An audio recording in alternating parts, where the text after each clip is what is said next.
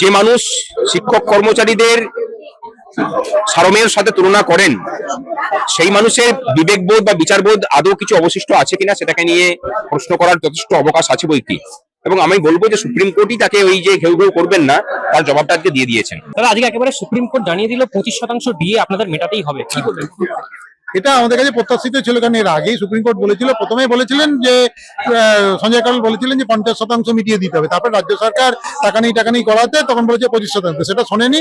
তারপরে supreme court সিদ্ধান্ত নেয় যে পুরো জাজমেন্টেই দেবে। কাজে পুরো জাজমেন্টে যে আমাদের পক্ষে আসবে সেটা আমাদের জানাই ছিল। তবে আমাদের সন্দেহ হয় যে উনি যেভাবে আইনকে অমান্য করেন এবং ওনার আমলারা যেভাবে আইনকে অমান্য করে, তারা আইন কানুন সংবিধান কোনো কিছুই গ্রাহ্য করেন না। কাজে এই সুপ্রিম কোর্টের রায় পরেও যে উনি দেবেন সেটা আমরা প্রত্যাশা করি না। বাদ বাকিটা আমাদের রাস্তার আন্দোলন করে লড়াই করে আদায় করতে হবে, এবং দরকার হলে পরে উনি যদি না মানেন তাহলে পরে আমাদের সরকারকে স্তব্ধ করে দিয়ে ধর্মঘট করে হোক বা রাস্তায় বসে হোক আমাদের এই দাবিটা আমাদের আদায় করতেই হবে, এবং আমরা সেই জন্য প্রস্তুত আছি।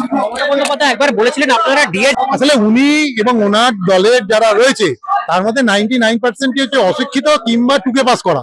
কাজে ডিএ বিষয়বস্তুটা কি সে সম্পর্কে তাদের কোনো ধ্যান ধারণা নেই। কাজে এই ধরনের কথাবার্তা অশিক্ষিত লোকের মুখে ধরে। কেউ বলছে 10,000 কোটি লোক আমার পক্ষে আর মোদির পক্ষে একজন, 10,000 কোটি কততে হতেও যায় না। কুণাল ঘোষ আজকে বলেছে আমরা সবচেয়ে বেশি দিয়ে দিচ্ছি, 58 বেশি না 18 বেশি সেই বোধটাও নেই। এইসব এই ধরনের অশিক্ষিত কুশিক্ষিত লোকগুলো এই পার্টিটা করে, আবার সবকটাই চোর জোচ্চোর ডাকাত কোনটা লম্পট, এই নিয়ে একটা দল তৈরি। তো তারা কি বললো সেটা নিয়ে তো আমাদের কিছু ভাবলে চলবে না। আমরা আইনি পথে চলেছি, আইন আমাদের পক্ষে রায় দিয়েছে, তারপরে যদি না মানে তাহলে আমাদের রাস্তা আন্দোলন করে সেই অধিকারটা আমাদের অর্জন করতে হবে। না, বিষয়টা 25% দিয়ে নয়, এখানে একটু বোঝার ভুল হচ্ছে।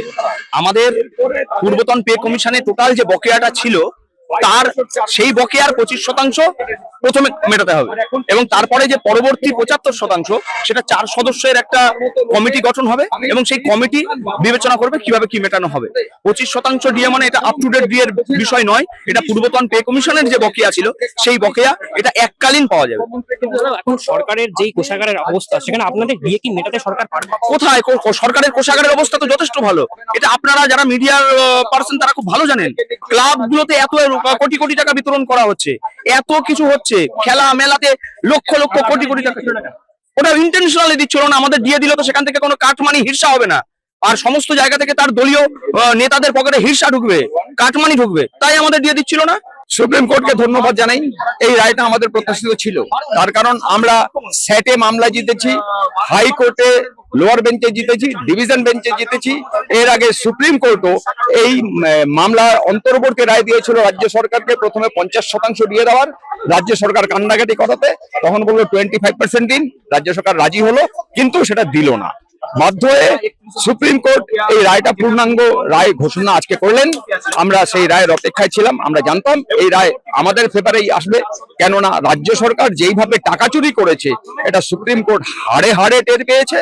আর সংগ্রামী যৌথ মঞ্চের যে আইনজীবী ছিলেন তিনি পরিষ্কার সুপ্রিম কোর্টের কাছে তুলে ধরেছেন যে রাজ্য সরকার আমাদের টাকা চুরি করছে। প্রথম সমস্যা ছিল ডিএটা অধিকার বটে না নয়। সুপ্রিম কোর্ট জানিয়ে দিল যে ডিএ তোমার আইন স্বীকৃত অধিকার কর্মচারীদের। দ্বিতীয় প্রসঙ্গ ছিল যে সেটাকে দেবে কি না দেবে। সুপ্রিম কোর্ট জানিয়ে দিল যে 31শে মার্চের মধ্যে বকেয়া থাকা ডিএ 25% মিটিয়ে দিতে হবে। বাকিটা কখন দেবে সেইটাকে নিয়ে তারা একটা কমিটি কনস্টিটিউট করেছে। তারা রাজ্য সরকারের আর্থিক স্থিতিটাকে বিচার করবে, সে অনুযায়ী একটা রায় দেবে আগামী 15ই মের মধ্যে, এবং তার ভিত্তিতে আগামী 15 মে একটা শুনানি হবে। তারপরে ঠিক হবে যে আর বাকি 75% কটা কিস্তিতে রাজ্য সরকারকে মেটাতে হবে এবং কোন কোন সময়ে। আমার মনে হয় সুপ্রিম কোর্টই বলে দিয়েছে যে মানুষের সাথে মানুষের মতোই বিচার করতে হয়, যদি তার বিবেকবোধটা মানুষের মতো হয়ে থাকে। যে মানুষ শিক্ষক কর্মচারীদের সারমেয়ের সাথে তুলনা করেন, সেই মানুষের বিবেকবোধ বা বিচারবোধ আদৌ কিছু অবশিষ্ট আছে কিনা সেটাকে নিয়ে প্রশ্ন করার যথেষ্ট অবকাশ আছে বই কি। এবং আমি বলবো যে সুপ্রিম কোর্টই তাকে ওই যে ঘেউ ঘেউ করবেন না তার জবাবটা আজকে দিয়ে দিয়েছেন। আমাদের জল জীবন প্রকল্পে যে ভাইয়েরা রয়েছে তারা দীর্ঘদিন পর্যন্ত তারা বেতন পান না। উনি ভেবেছেন কখনো তাদের সংসারগুলো কিভাবে চলে? তাহলে তারা পরিষেবা তারা দেয় না, তারা সাধারণ মানুষ নয়, তারা সাধারণ মানুষের পরিষেবা দিচ্ছেন না। কিন্তু মমতা ব্যানার্জি এদের কথা ভাবেন না। তিনি ক্ষমতাকে আয়ত্ত করার জন্য একটা সময় তিনি বলেছিলেন যে ডিএ যে সরকার দিতে পারে না তার ক্ষমতায় থাকবার অধিকার নেই। তা সেইটাকে তাকে স্মরণ করিয়ে দিতে চাই। সুপ্রিম কোর্টে যে কোনো রায় হচ্ছে একটা দেশের আইনের মতো হয়ে যায়।